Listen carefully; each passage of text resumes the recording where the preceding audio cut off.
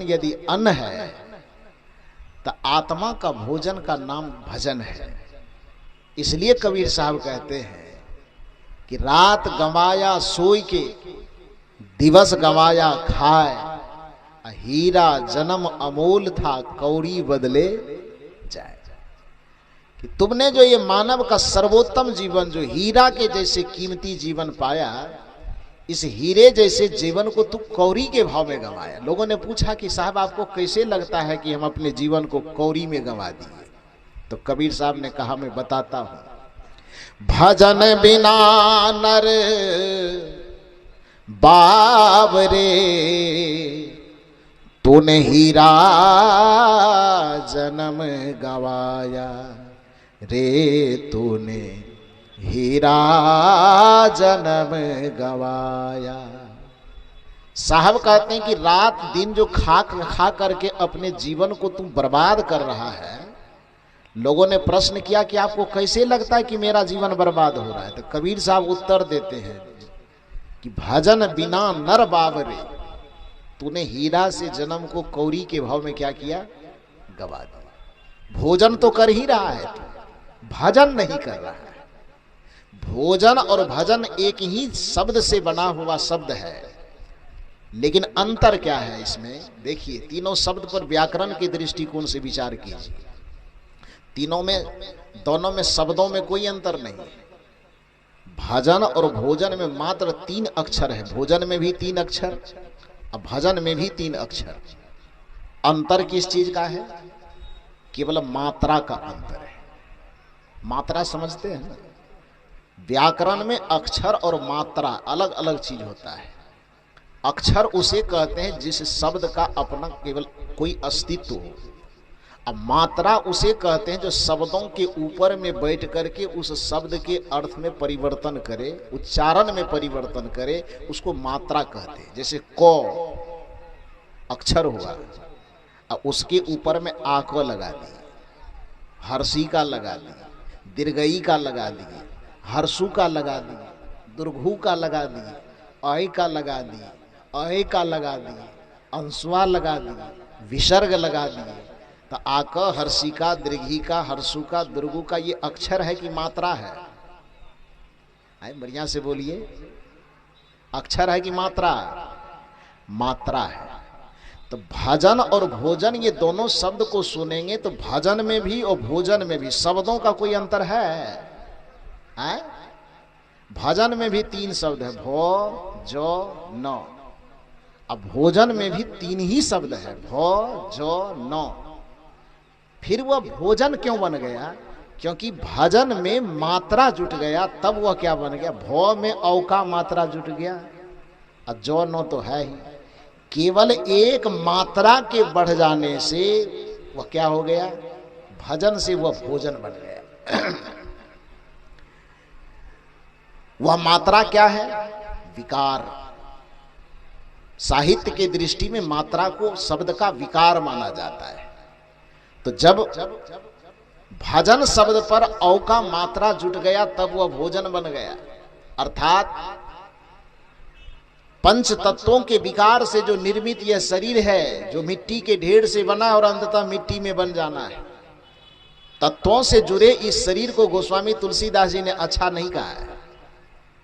आत्मा का संयोग जहां पर है, आत्मा का विश्लेषण किया तो गोस्वामी तुलसीदास जी ने रामचरितमानस में कहा, बड़े भाग्यमान सतन पावा, सुर दुर्लभ सद ग्रंथ ही गावा।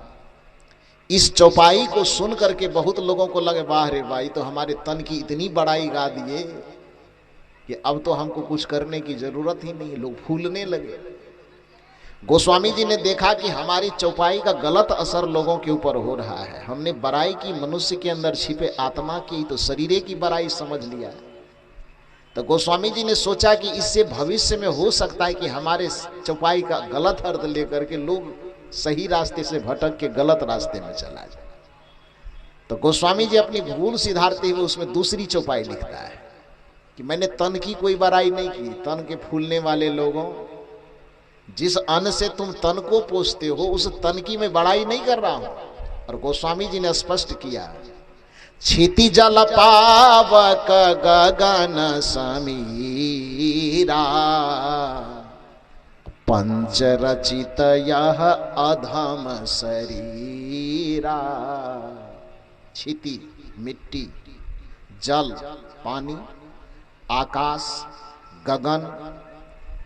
क्षिति जल पावक, पावक मन अग्नि, गगन मन आकाश, समीर मन हवा। इन पांच तत्वों के संयोग से जिस शरीर का निर्माण हुआ है, जिस शरीर का पोषण आप भोजन से करते हैं, उस शरीर को ही गोस्वामी तुलसीदास जी ने कहा कि अच्छा चीज नहीं का। तब क्षितिजल पावक गगन समीरा, पंच रचित यह अधम। अधम मन क्या होता है?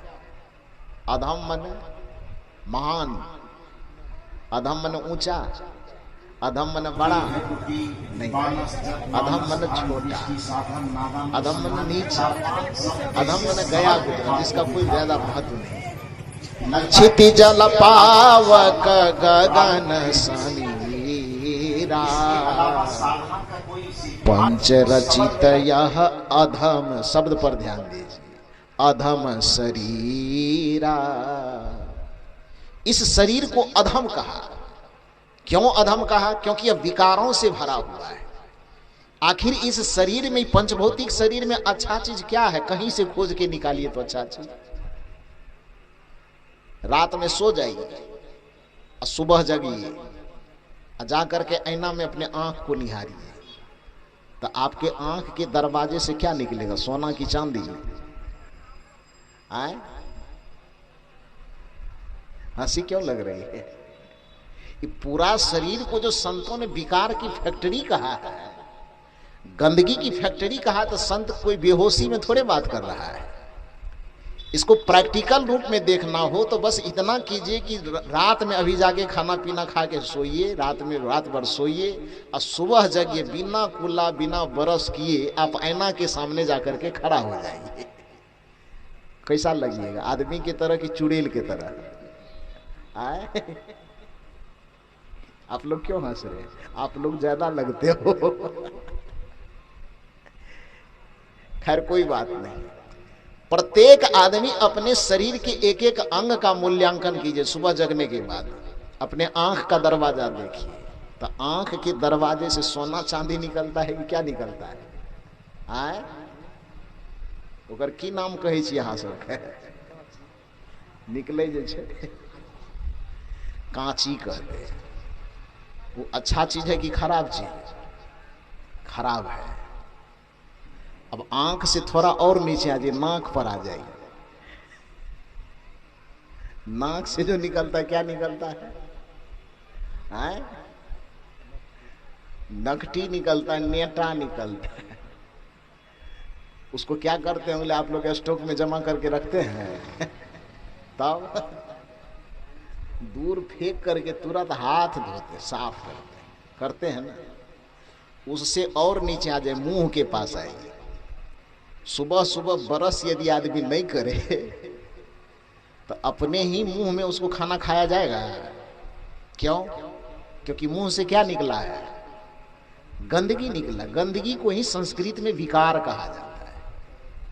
फिर और उसके नीचे चले रो, उतना विश्लेषण करने की जरूरत नहीं, सब जानते हैं। पेट में मल भरा हुआ है, पेशाब भरा हुआ है, पूरे शरीर में जहां पर भी देखो गंदगी ही गंदगी भरी पड़ी है। ये पूरे शरीर, जिस शरीर का इतना गुमान करते हैं आप, इतना अभिमान करते हैं, आखिर वो शरीर गंदगी का फैक्ट्री ही तो है रे भैया। कितनों बढ़िया से बढ़िया चीज इस मुंह में डालते हो, पेट में डालते हो, 12 घंटा पुड़ते पुड़ते पूरा शरीर उसको एकदम कचरा बना देता है, गंदगी बना देता है। और ऐसी गंदगी बनाता है कि लोग उस गंदगी के सामने खड़ा होना पसंद नहीं करते। तो जो शरीर अच्छे से अच्छे, चाहे आप कितना भी बढ़िया से पनीर बनाओ, सब्जी बनाओ, रसगुल्ला बनाओ, मालपुआ बनाओ, कुछ भी बनाओ, और बना करके 56 भोग पेट के अंदर मुंह में डालो, और पेट के अंदर जाते जाते 12 घंटा में वो गंदगी बन करके निकल जाए। तो ये पूरा शरीर क्या अच्छा बनाने वाला फैक्ट्री है कि खराब बनाने वाला? आए, थोड़ा जोर से बोलिए। खराब बनाने वाले चीज को अच्छा कैसे कहा जाता है। इसलिए संत लोग कहते इस तन की जो बड़ाई नहीं करते हैं, कोटि की यतन करो या तन की अंत अवस्था दूरी, कबीर साहब की भाषा में कहें। चलहु का टेढ़ो टेढ़ो, ए आदमी इतना नरक अपने साथ में लेके चल रहे हो, नरक का पोटली अपने साथ में लेके चल रहे हो, और फिर भी इसकी बड़ाई में इतना ऐंठते हो, इतना घमंड करते हो कि हम बड़े भाग मानुष तन पावाया, घी लगा करके मोच पी जाते हो। क्यों? तन की कोई विशेषता नहीं है, विशेषता आपके अंदर जो बैठी चेतन आत्मा है, आपके अंदर का जो विवेक है, उस विवेक के कारण। बड़ा सुंदर प्रश्न उठाया हमारे इंग्लिश साहब ने कि मनुष्य आखिर विशेष क्यों है? तन के आधार पे विशेष नहीं। तन तो मैंने बता दिया कि आंख कच्ची बनाने का फैक्ट्री है, कान गुज्जू बनाने का फैक्ट्री है, नाक नेटा बनाने का फैक्ट्री है, मुंह लाड़ बनाने का फैक्ट्री है, अब पेट गंदगी बनाने का फैक्ट्री है। उस सब आपके शरीर का जितना अंग आप गिनिएगा, प्रत्येक अंग आपके गंदगी बनाने का ही फैक्ट्री है। और गंदगी बनाने के फैक्ट्री को अधम शरीरा नहीं कहा जाएगा तो क्या कहा जाएगा? क्या कहा जाएगा? इस अधम शरीर को पालने के लिए जो आप खाते हैं उसको भोजन कहा जाता है। और विद्वानों ने, विचारकों ने उस भोजन में मात्रा लगा दिया है, लेकिन उसी के अनुरूप आत्मा को जो चाहिए वह भोजन नहीं चाहिए, आत्मा को भजन चाहिए।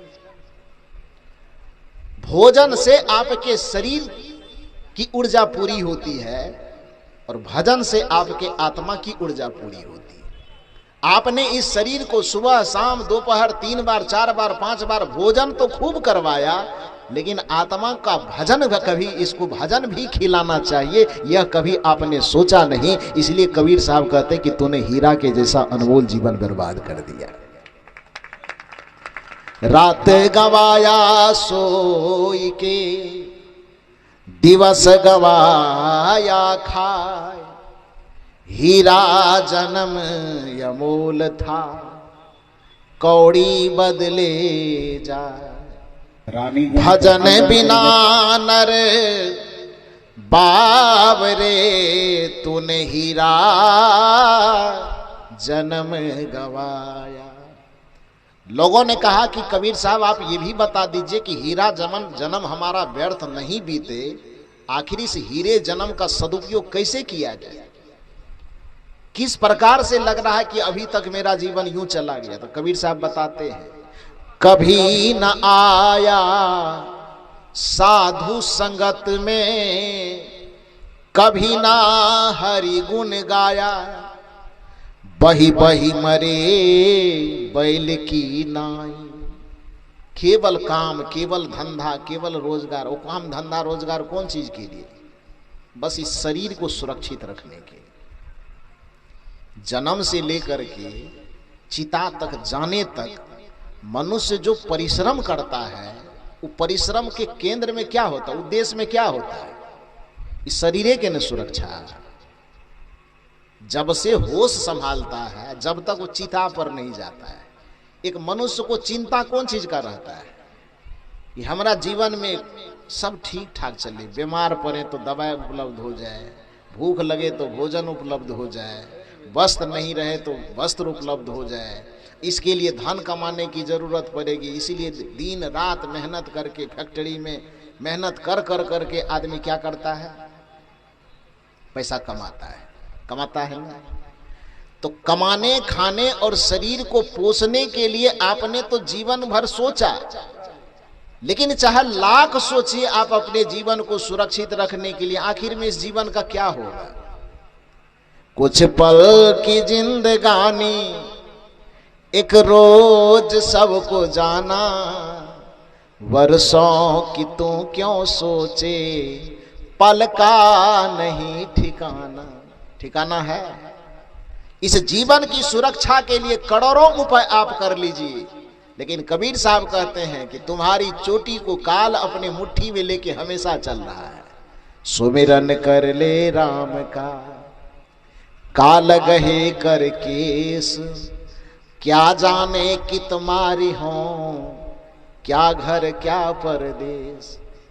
जिस जीवन का इतना अभिमान पाले हुए हो, जिस जीवन का इतना गुमान पाले हुए हो और इस जीवन की सुरक्षा के निमित्त ही पूरे जीवन की ऊर्जा को खत्म कर रहे हो, पूरे जीवन के समय को खत्म कर रहे हो, मौत का एक झटका लगेगा ना, क्या हो जाएगा?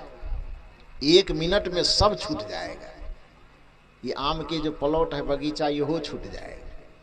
ऐसी आम के बगीचा के नीचे में कोनो आम के जड़ में बस 4 फीट में चिता उता रच करके और 2 मिनट में होली खेल लेगा, बात खत्म हो जाए। दुनिया वालों पर जितना मोह करते हैं कि सब मेरा अपना है, सब चला चटिया हमरे है, यही जब शरीर प्राण छूटेगा ना तो यही चेला चटिया क्या करेगा पता है?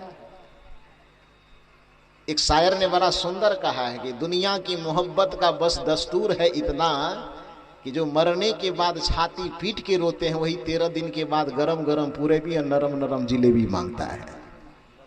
मांगता है कि नहीं मांगता है? आए? अरे अभी हमारा प्रवचन सुन के जय जयकार कर रहे हैं, अभी हम ही मर जाए तो 13 दिन के बाद भोज खाने आइएगा कि नहीं आइएगा? आइएगा ना। तो उसमें जिलेबी जो मांगेगा टेबल वाला बारीक के इधर सुनो, पूरी है? हाँ है, नरम नरम। जिलेबी वाला आएगा तो पूछिएगा कि जिलेबी है कैसा, गरम गरम कहिएगा कि नहीं? तो इस पे गुमान करने की क्या आवश्यकता है कि आप मेरी जय जयकार कर रहे हैं, कि आप मुझे गाली दे रहे, दीजिए, वो आपकी मर्जी है।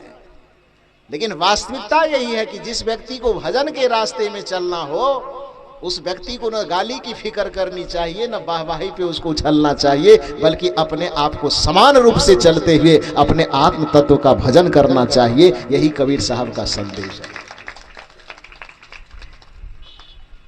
हाँ, गाली सुनने वाला कर्म नहीं कर रहा है, लेकिन अच्छा कर्म करने के बावजूद भी कोई गाली दे रहा तो उसकी परवाह भी नहीं कर रहा है। अच्छा कर्म करने पर कोई प्रशंसा कर रहा हो तो प्रशंसा करने वाले को धन्यवाद दीजिए, लेकिन उसमें अपने मन को अभिमान के गुब्बारे में फुलाइए मत, फूलने मत दीजिए। प्रशंसा कर रहा है, प्रशंसा करने वाले को धन्यवाद है, और कोई निंदा कर रहा है तो निंदा करने वाले को धन्यवाद है। दोनों के बीच में आप मस्त हाथी की चाल में चलते जाइए। हाथी चले बाजार तो कुत्ता भूखे हजार, इससे कोई फर्क नहीं पड़ना चाहिए। इसलिए कबीर साहब कहते हैं, मन लागो मेरो यार फकीरी में, फकीरी में, फकीरी में, फकीरी में, फकीरी में, मन लागो मेरो यार फकीरी में। अब कुछ लोगों ने इस बात पर भी आपत्ति किया है कि कबीर साहब ने कहा कि मैं फकीर हूं, तो लोग उसको घिसिया करके जबरदस्ती मुसलमान की तरफ खींच के लेके जा रहे। एक बड़ी भूल हुई है लोगों से। जब हम लोग भी जैसे कबीरपंथी लोग भी बताते थे, कबीर साहब मुसलमान जुलाहा, नीरू नीमा, फलना चिल्ला की चर्चा करते थे ना, तो हम लोगों को भी लगता था कि ठीक है, पालन पोषण हुआ है तो जन्म भी उधरे हुआ होगा। कुछ लोग ब्राह्मण की तरफ खींचता है, कुछ लोग मुसलमान की तरफ खींचता है। लेकिन जब आप साहित्य का, जब अब हम लोग सच अब लगता है, पहले लगता था कि साधु महात्मा को पढ़ना लिखना नहीं चाहिए, साधु महात्मा वैरागी बने, अपना ध्यान करे, भजन करे। ये बात सच है कि कल्याण के लिए पढ़ाई लिखाई की जरूरत नहीं। जब कोई व्यक्ति अपना कल्याण करना चाहे, मुक्ति पाना चाहे, तो मुक्ति पाने के लिए पढ़ने लिखने, एमए बीए अलवा सुथनी करने की कोई जरूरत नहीं है। ये बात सच है।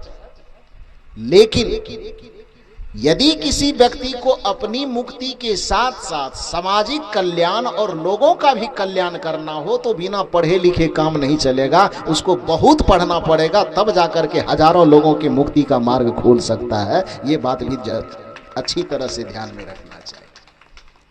इस बात को पुष्ट करते हुए एक बात मैं उदाहरण के तौर पर कहूं, स्वामी विवेकानंद का नाम तो आप लोगों ने सुना होगा।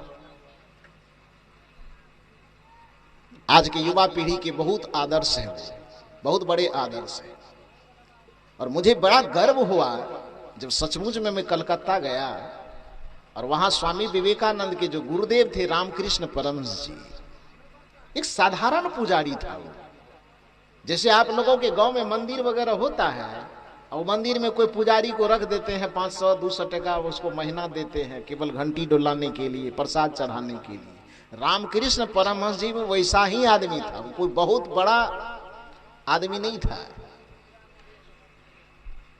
एक महिला वहां पर, वहां की जो महारानी थी वहां की, वो मंदिर बनाई। मंदिर में मूर्ति के पूजा करने के लिए कोई पुजारी चाहिए, तो गरीब ब्राह्मण था रामकृष्ण परमहंस जी, उसको बुला लाया। उसको महीना में वेतन देता था कि आप वेतन लीजिए, बस घंटी उंटी डोला करके पूजा कीजिए। लेकिन उस महापुरुष के पास स्वामी विवेकानंद पहुंचे और स्वामी विवेकानंद प्रतिभा के इतने धनी कि सचमुच में आज जाइए तो उस जगह को भी विवेकानंद के तप ने, विवेकानंद के प्रतिभा ने उस गुरु को भी महान बना दिया, उस जगह को भी महान बना दिया, उस नगर को महान बना दिया और उसके साथ साथ पूरे भारत देश को भी महान बना दिया। ये स्वामी विवेकानंद की प्रतिभा का सामर्थ्य, ये भजन का सामर्थ्य होता है, ये भक्ति का सामर्थ्य होता है। मैं गया उस जगह को देखा, गंगा नदी के किनारे पे बिल्कुल वहां बेलूर मठ बना हुआ है, दक्षिणेश्वर मठ बना हुआ है। देख करके सचमुच में इतना आनंद लगा कि आज भी आप जाएंगे तो लगेगा कि हाँ कोई संत की तपस्या यहां से बोल रही है, संत का भजन यहां से बोल रहा है। वहां केवल ये अनेक अन्न का भोजन नहीं किया जाता, वहां आज भी भजन की शक्ति महसूस होगी कि बंगाल के एक कोना में रहने वाला व्यक्ति 7 समुंदर पार भी आदमी की चेतना को हिला सकता है। यह चेतना को हिलाने की क्षमता रोटी दाल सब्जी में नहीं होती है, चेतना को हिलाने की क्षमता भजन में होती है, जो आत्मा का भोजन है। इस बात को ध्यान रखना चाहिए। शरीर से शरीर तक शरीर की बात पहुंचती है। मैं मुंह से यदि बोलूं तो आपके कान तक आवाज पहुंचेगी, क्योंकि मुंह का संगति केवल कान से है। लेकिन यदि मेरी बात आत्मा से बोली जाएगी तब वह बात आपके आत्मा तक पहुंचेगी। यही कारण है कि भाषण का कभी प्रभाव नहीं पड़ता। मुझे बताया गया अभी कि इसी मंच पर कोई नेताजी आए हुए थे, मेरा बड़ा प्रिय आदमी है। वो संयोग था कि मैं उस समय नहीं था, मैं रहता तो बड़ा अच्छा और होता। आईपी गुप्ता जी जमुई के रहने वाले हैं, वहां पर अपना आश्रम है, तो वहां जब मैं जाता हूं तो बड़ी मित्रता के साथ, बड़े आदर भाव के साथ मिलते जुलते हैं, बातचीत करते हैं। अभी तो एक अच्छे नेता हो गए हैं। पटना गांधी मैदान में बड़ी सुंदर रैली किया था उन्होंने, जिसमें बहुत भीड़ जुटी थी, तो सरकार की सत्ता हिल गई उसकी भीड़ को देख करके। लेकिन जिस समय में वो संघर्ष कर रहे थे उस समय में ज्यादा लोग नहीं पहचानते थे। उस समय से हम लोगों की भेंट मुलाकात होती है, घंटों घंटों एक साथ बैठा करते थे, इस सामाजिक मुद्दों पर बहस किया करते थे, बातचीत करते थे, एक साथ भोजन उजन बना करके खाते थे, घंटों घंटों साथ में रद फिर जाते थे। मेरा एक तरह से कहिए कि दुर्भाग्य अब सौभाग्य क्या कहें। यूनिवर्सिटी में भी काम था, एक साथ 2 विभाग चलाना बड़ा मुश्किल है। पहले तो हम लोग को लगता था कि सत्संगों कर लेंगे प्रोफेसरों बन जाएंगे, ठीक ही रहेगा। लेकिन अब लगता है नहीं, प्रोफेसर वाला काम छूटेगा तभी सत्संग होगा। सुबह के सत्र में चूंकि यूनिवर्सिटी के लोगों का इतना दबाव था कि आपको भाषण देने के लिए यहाँ आना पड़ेगा, तो इस वजह से सुबह के सत्रों में आप लोगों से छुट्टी लेकर के मैं यहाँ मधेपुरा गया, बीएन मंडल यूनिवर्सिटी में 2-3 घंटे वहां पर गुजारा। सारी कागजी प्रक्रिया पूरा करने के बाद फिर 5 बजे शाम में आपके बीच में आ गया हूं और आपके बीच में बोलना शुरू कर दिया। तो कहने का ये अभिप्राय है, मैं निवेदन क्या कर रहा था, स्वामी रामकृष्ण परमहंस की बात कर रहा था। आज भी वहां पर जो भजन बोलता है उनका, उस चीज को देख कर क्या, तो कहने का मतलब मुंह से यदि कोई बातें की जाएगी तो वो कान तक पहुंचेगी, क्योंकि मुंह भी शरीर का हिस्सा है और कान भी शरीर का हिस्सा है। मुंह का भी पोषण अन्न से ही होता है और कान का भी पोषण अन्न से ही होता है। इसलिए जो बातें मुंह से बोली जाएगी उसकी आवाज केवल कान तक पहुंचेगी, उसका कोई ज्यादा वैल्यू नहीं होगा। मुंह से जो बोली जाती है और कान से जो सुनी जाती है उसको भाषण बोला जाता है। और भाषण कोई बहुत ज्यादा और बोलने लगे तो उसको लोग बकवास कहता है। लेकिन जब बातें आत्मा से बोली जाए और आत्मा के द्वारा सुनी जाए तो उसको न तो बोली कहा जाता है, न बकवास कहा जाता है, न भाषण कहा जाता है, उसको प्रवचन कहा जाता है, उसको सत्संग कहा जाता है। सत्संग में और भाषण में जो सबसे बड़ा अंतर यह है, वह सबसे बड़ा अंतर यह है कि भाषण मुंह से बोली जाती है और कान से सुनी जाती है, और प्रवचन उसको कहते हैं जो आत्मा के तल से बोली जाती है और आत्मा के तल से सुनी जाती है, उसको प्रवचन कहा जाता है। जब मुंह के तल से बोला जाएगा तो उस बोली में अन्न का प्रभाव होगा, जब कान के तल से बातें सुनी जाएगी तो उसमें अन्न का प्रभाव होगा। लेकिन जब आत्मा के तल से कोई बातें बोली जाएगी तो वह भजन के प्रभाव से बोली जाएगी, और आत्मा के तल से जब कोई बातें सुनी जाएगी तो भजन के प्रभाव से ही सुनी जा सकती है। इसलिए जहां पर सत्संग होता है, जहां पर भक्त बैठते हैं और जहां पर संत बैठते हैं, वहां में दोनों में आपसी चर्चा को सत्संग का दर्जा प्राप्त है, उसको प्रवचन का दर्जा प्राप्त होता है। भाषण सुनने से किसी का कल्याण नहीं होगा, लेकिन प्रवचन सुनने से व्यक्ति का कल्याण हो जाता है। सत्संग सुनने से इसीलिए कहा जाता है कि व्यक्ति का कल्याण होता है। जो सत्संग की भाषा को नहीं समझता है उसके लिए कबीर साहब ने कहा कि हंसन की गति हंस ही जाने, क्या जाने कोई कागरे। क्योंकि कौवे की जो भाषा होगी वो मौखिक भाषा होगी, और हंस की जो भाषा होगी वह आत्मिक भाषा होगी। भाषण की जो भाषा होगी वह मौखिक भाषा होगी, और सत्संग और प्रवचन की जो भाषा होगी वह आत्मिक भाषा होगी। तो मैंने निवेदन यह किया कि मुंह का पोषण चूंकि अन्न से होता है, इसलिए अन्न के स्तर से जो बातें निकलती है वह भाषण, और आत्मा का पोषण भजन से होता है, इसलिए आत्मा के मार्फत से जो वाणी निकले, भजन के मार्फत से जो वाणी निकले, उसी को सत्संग कहा जाता है, उसी को प्रवचन कहा जाता है।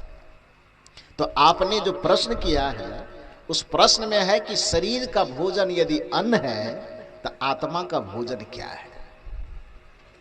इसको सरल शब्दों में समझे तो सचमुच में शरीर का भोजन अन्न है और आत्मा का भोजन भजन है। सवाल यह पैदा होता है कि वह भजन क्या है। तो उस भजन के बारे में ये मत समझिए कि हम मंच पर बैठ करके कोई भजन गा दिए तो वही भजन आत्मा का भोजन है। ये भजन सुनने वाला है, थोड़ी देर के लिए मन में उमंग पैदा करने वाला है। इस भजन को सुन करके थोड़ा सा मन में एकदम मुस्कुराहट पैदा होती है, मन थोड़ा आनंद से झूमता है। लेकिन इतनी बात याद रखिए कि मुक्ति की युक्ति देने वाला जो भजन है वह भजन हारमोनियम और सुर ताल लय पर गाने से भजन नहीं होता है। उस भजन के लिए जन्म जन्म मुनि जतन कराही, अंत राम मुख आवत नाही कहा गया है। उस भजन के लिए कहा गया है कि अनेक जन्म संसिद्धस्तो याति परांगतिम, की अनेक जन्म तक व्यक्ति जब एक ही लय में उस संयम का पालन, उस सदाचार का पालन, बाहर के पट को बंद करके अंदर के पट को खोलने की युक्ति के साथ वह चलता है, तब जाकर के उससे भजन हो पाता है।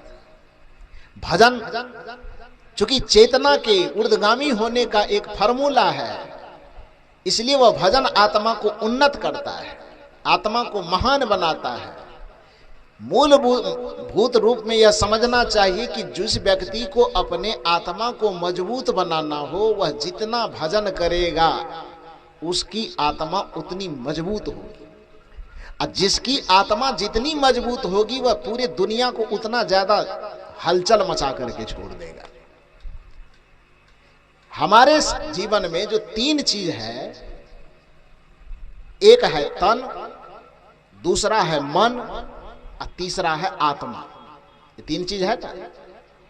तो तीन चीज है तो निश्चित है कि शरीर का अपना बल है, मन का भी अपना बल है और आत्मा का भी अपना बल है।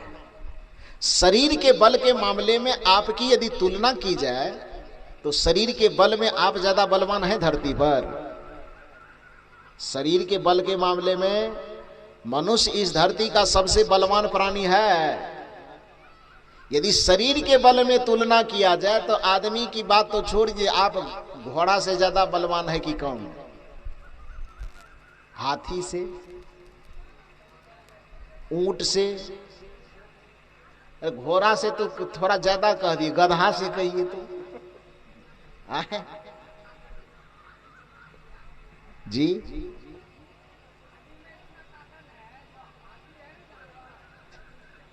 पहले प्रश्न समझिए तब उत्तर दीजिएगा।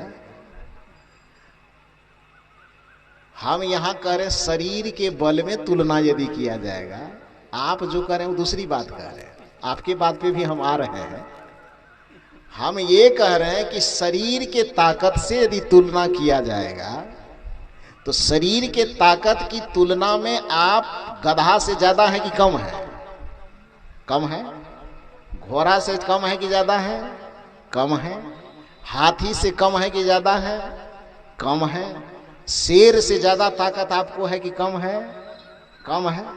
यानी शरीर के स्तर पर यदि आपके बल की तुलना की जाएगी तो मानवेतर प्राणी से आप बहुत कम हैं शरीर में। लेकिन अब जो वो बाबा कह रहा, अब उस पॉइंट पर आ रहे हैं। उसका पॉइंट है कि मन का बल, बुद्धि का बल।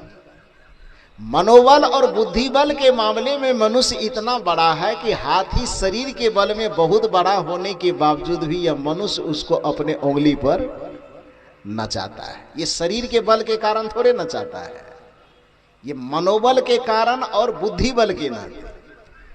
जो बाघ अपने शरीर बल के कारण आदमी को चाहे तो छीड़ पार करके अपना नाश्ता बना ले, अपने बुद्धि बल के कारण मनुष्य जब उसी बाघ को अपने मुट्ठी में करता है तो सर्कस में उसको नचवा की तरह नचा देता है और उसको इशारे पे कहता उठ जा तो उठ जाता है, बैठ जा तो बैठ जाता है, थोड़ा नाच करके दिखा तो नाच करके दिखाता है। ये शरीर के बल के आधार पे नहीं होता है, ये मनोबल और बुद्धि बल के आधार पे होता है ना। तो ये विशेषता आपकी।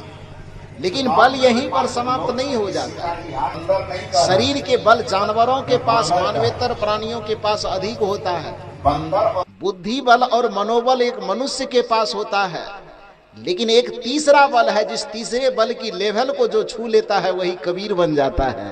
जो तीसरे लेवल के बल तक पहुंच जाता है वही बुद्ध बन जाता है। जो तीसरे लेवल के बल तक पहुंच जाता है उसी को दुनिया संत कह करके पुकारने लगती है। वही जगत का उद्धार करता है। इस जगत का उद्धार करने वाले जो संत होता है, न वो शरीर बल पर काम करता है, न वो मनोबल पर काम करता है। उनका जो फोकस होता है, संत महात्मा का जो काम होता है, वो आत्मबल को बढ़ाने का काम होता है। और आत्मबल को जो बढ़ा ले, आप एक बात बताइए कि महात्मा गांधी ने इस भारत को आजाद करने में अपनी अहम भूमिका निभाई। तो महात्मा गांधी ने इस संसार को अपने शरीर के बल से आजाद किया। आए? ये बात समझ में नहीं करता, सब चीज में मूड़ी ऐसे ऐसे झूला रहा है, तो कैसे होगा? महात्मा गांधी ने अपने शरीर की ताकत का प्रयोग देश की आजादी में किया था। यदि शरीर के बल का प्रयोग गांधी जी करते तो उसके शरीर में तो इतनी भी ताकत नहीं थी कि बिना लाठी के अपना शरीर खड़ा कर सके। इसलिए चलते थे तो लाठी फेंक फेंक के चलते थे ना। और लाठी का सहारा बेचारा पकड़ा भी नहीं, मारने के लिए लाठी उठाया भी नहीं। उनके लिए कहा जाता है, न बरछी लिए हाथ में न हाथ लिए ढाल, साबरमती के संत तूने कर दिया कमाल। कहा जाता है कि नहीं? शरीर के बल का प्रयोग करने के लिए न हाथ में बरछी लिया, न भाला लिया, न तीर लिया, न तलवार लिया, न बंदूक लिया, न राइफल लिया, न एटम बम लिया, कुछ भी नहीं लिया। क्योंकि उन चीजों में शरीर के बल का प्रयोग करना पड़ता। तो गांधी जी ने शरीर के बल का सहयोग नहीं लिया, दो चीज का सहयोग लिया। एक मनोबल, बुद्धि बल, और दूसरा आत्मबल।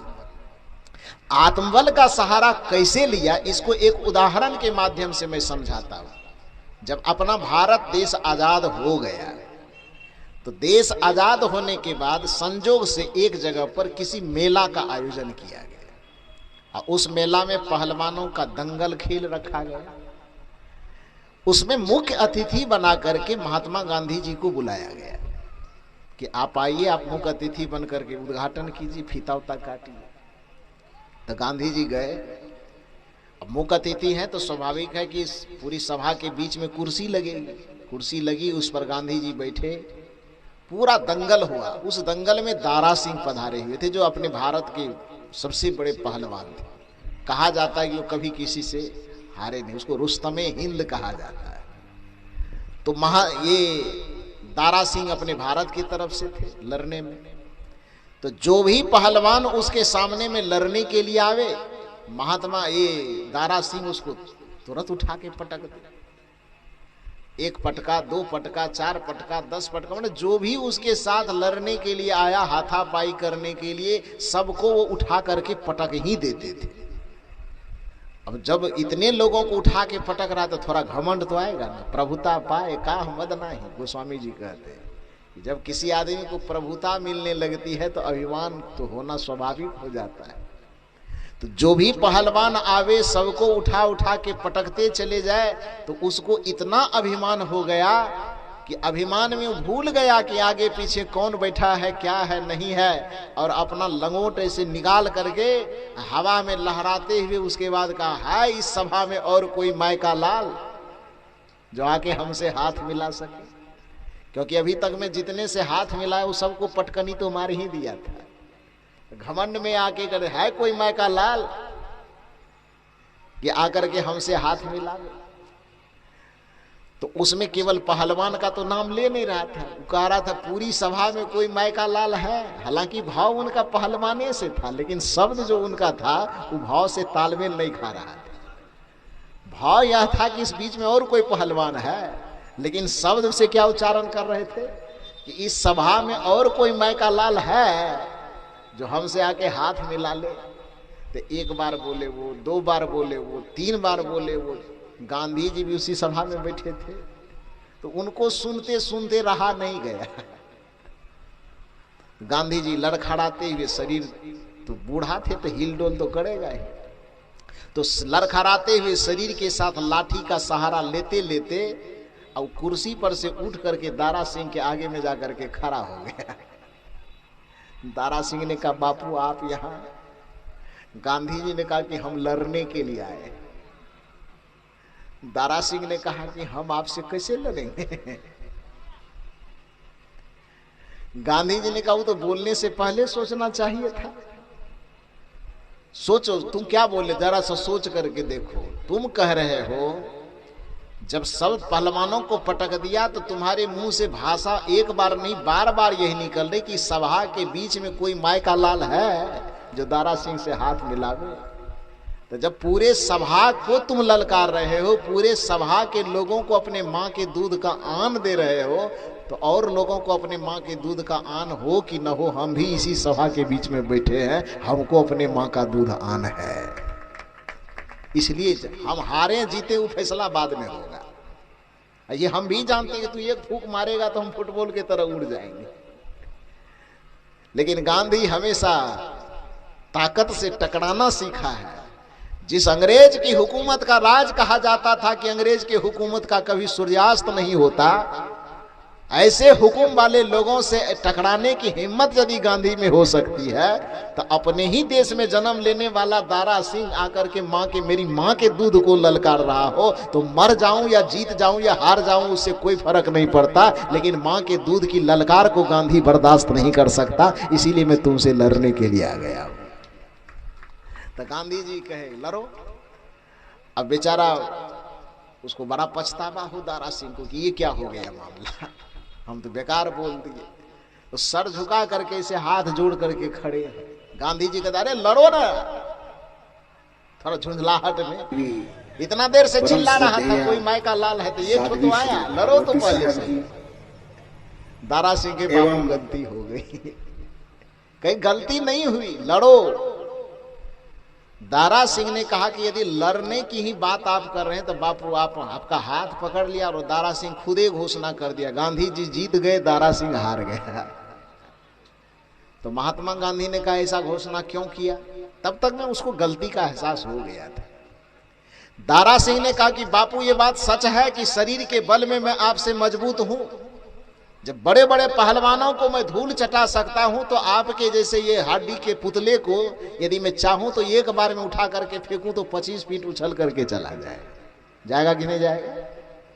शरीर के बल में, शरीर के ताकत में मैं आपसे ताकतवर हूं, लेकिन आपके पास मनोबल की जो ताकत है और सुबह शाम बैठ करके जो आप भजन में अपने मन को रमाते हैं, रघुपति राघव राजा राम, पतित पावन सीता राम, ईश्वर अल्लाह तेरो नाम, सबको सन्मति दे भगवान। इस भजन और ध्यान के आधार पर जो आपने आत्मा को भोजन करवाया है, आत्मा को इतना मजबूत बनाया है कि आपसे तो एक दारा सिंह की बात क्या कहे, पूरे दुनिया के दारा सिंह भी लड़ने आएगा तो आपके सामने पराजित हो जाएगा, ये मैं स्वीकार करता हूं।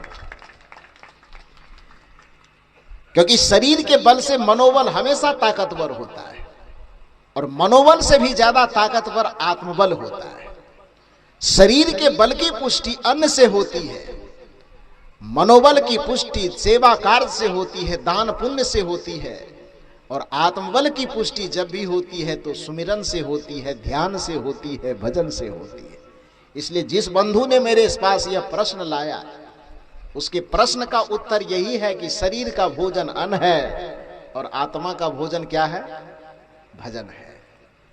जिस भजन के माध्यम से आत्मा का भोजन होता है, जिस भजन के बगैर कबीर साहब कह रहे हैं बीत गए दिन भजन बिना रे,